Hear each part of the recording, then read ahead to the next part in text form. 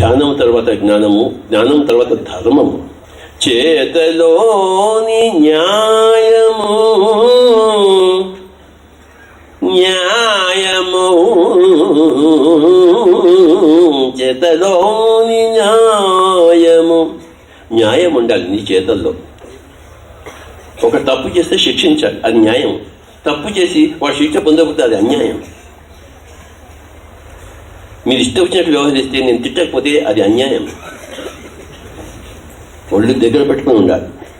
ఎగిరినప్పుడు ఎగరాలి, చూపు అంటే చూపాలి. న్యాయం. చేతలోని న్యాయము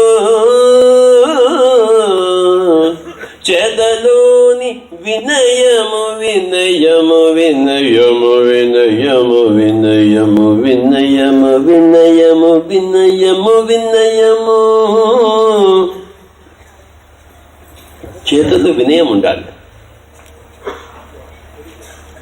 దట్ ఈస్ ధర్మ. In deeds you should have humility, and in deeds you must have justice. Then that is dharma. Where your deeds are full of justice and full of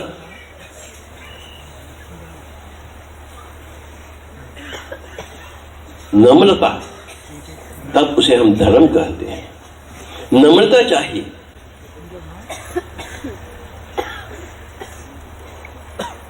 అది ధర్మము. ధ్యానము, జ్ఞానము, ధర్మము.